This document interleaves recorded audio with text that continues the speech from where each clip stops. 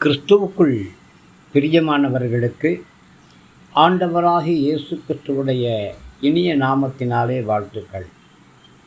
இந்நாளின் தியானமாக நாம் எடுக்கிற வேத பகுதி ஆதியாகமத்தின் புத்தகம் 49ஆம் அதிகாரம் 25வது வசனம். உன் தகப்பனுடைய தேவனாலே எப்படி ஆயிற்று, அவர் உனக்கு துணையாயிருப்பார். பிரியமானவர்களே, கர்த்தர் உங்களுக்கு துணையாயிருப்பார். உங்களையும் உங்களுடைய சந்ததியையும் கர்த்தர் நிறைவாய் ஆசீர்வதிப்பார். இந்த ஆசீர்வாதத்தின் மூலியமாகத்தான் எபிராயிம் சந்ததியார் பலஸ்தீனத்தின் மைய பகுதியை சுதந்திரித்து கொண்டார்கள். எப்ராயிம் சந்ததியார் யூதாவைப் போல வலிமையோடு இருந்தார்கள். இதனால் இந்த இரண்டு கோத்திரங்களுக்கும் யுத்தங்கள் நடைபெற்றன. இவர்களுடைய சண்டையின் விளைவினால் சாலமோனுக்கு பின்பு சமஸ்த இஸ்ரவேல் ராஜ்யம் வடக்கு ராஜ்யம் என்றும் தெற்கு ராஜ்யம் என்றும் இரண்டாக பிரிந்தது. இன்றைய வரைக்கும் இந்த யுத்தத்தை நாம் பார்த்து கொண்டிருக்கிறோம். பிரியமானவர்களே, நம்முடைய விசுவாசமானது எபினேசராகிய கர்த்தர் மீது கட்டி எழுப்பப்பட வேண்டும்.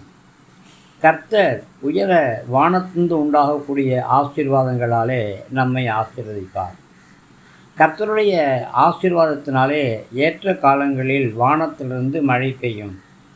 சீதோஷ்ண நிலைமைகள் நமக்கு ஆசீர்வாதமாக இருக்கும்.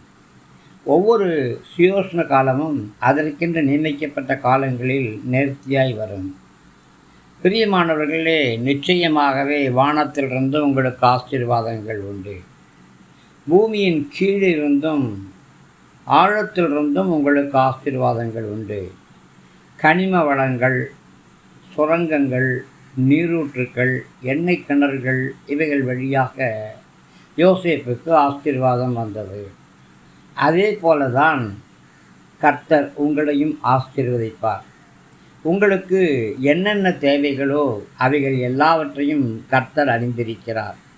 வானத்தின் ஆசீர்வாதங்களாலும் ஆழத்தின் ஆசீர்வாதங்களாலும் உங்களை ஆசீர்வதிக்க கர்த்தர் வல்லவராயிருக்கிறார்.